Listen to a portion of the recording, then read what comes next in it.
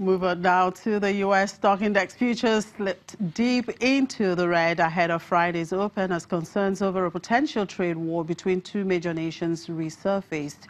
Around 5:15 a.m. Eastern Time, Dow futures fell 208 points, indicating a drop of 213.22 points at the open. The Nasdaq and the S&P 500 futures also indicated a negative start to Friday's session for their respective markets. The moves in pre-market trade come as investors around the world continue to fret over the trade situation between the U.S. and China. Aside from trade tensions, non-farm payrolls data, of course, will keep investors busy on the last trading day of the week. That report just came out. That's at about 8:30 a.m. Eastern Time. The employment situation, which is due out and is expected to show economic figures on wage growth, unemployment, and the state of the job situation in the U.S.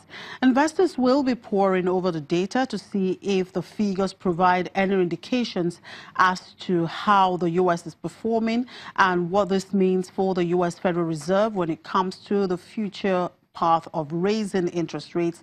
Aside from non-farms, consumer credit is due out at 3 p.m. Eastern Time. And looking into the corporate space, technology stocks will remain at the forefront, while market watchers will be keeping an eye on what President Donald Trump says about Amazon. The main point of interest for investors is likely to be Facebook.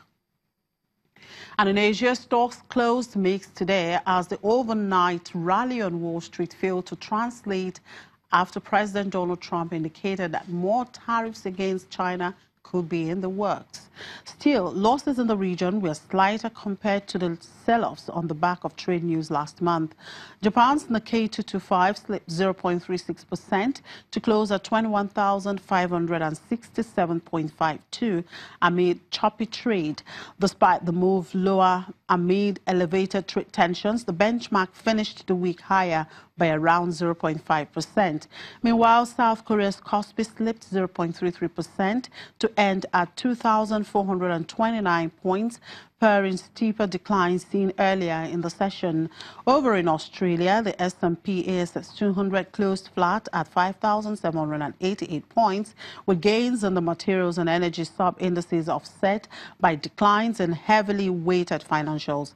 Hong Kong's Hang Seng Index rose 1.09%, shrugging up jitters seen in the rest of the region as markets returned from a one-day holiday. Markets in mainland China, Taiwan, and Thailand are closed on Friday. And still in Asia, finance ministers from 10-member Association of Southeast Asian Nations, as the ASEAN, gathered in Singapore on Friday to discuss the region's economies.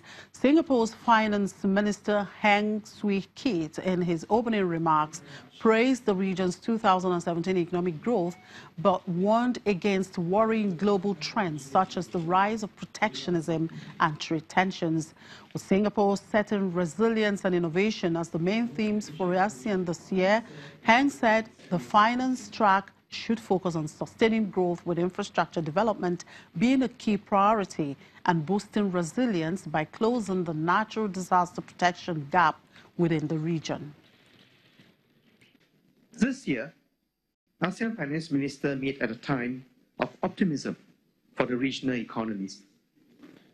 By IMF's estimates, collectively, ASEAN grew at an impressive 5.1% in 2017 and is expected to outstrip most other regions in 2018. However, we should not take this positive outlook for granted. We're only too aware of the headwinds that lie ahead, including rising protectionism and trade tensions, technological disruptions, and demographic trends. If not managed well, these forces can dramatically affect our growth trajectories.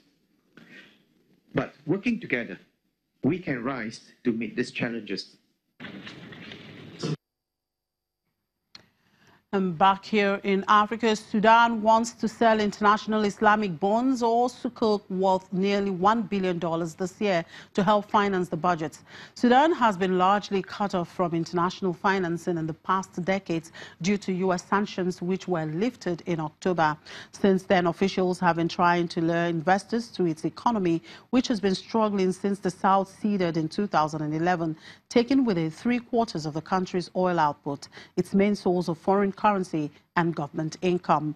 In December, Parliament passed its 2018 budget and projected a budget deficit of 2.4% of GDP.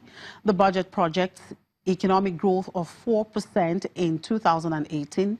The IMF expects growth for 2017 to come in at 3.25% and has urged Sudan to let the pound float freely and to cut energy and wheat subsidies to boost growth and investment.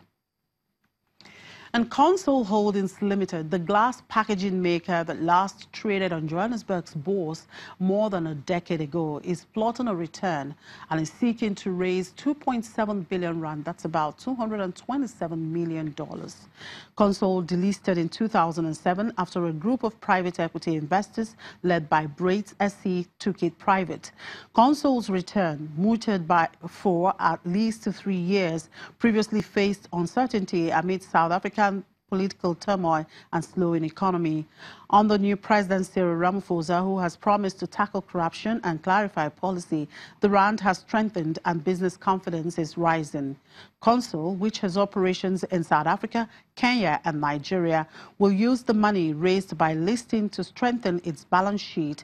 For the 6 months ended December, the glass manufacturers adjusted earnings before interest, taxes, depreciation and amortization rose 4.5% to 936 million rand. We'll take a quick break, and when we return, we talk about housing in Kenya and, of course, more. To stay with us.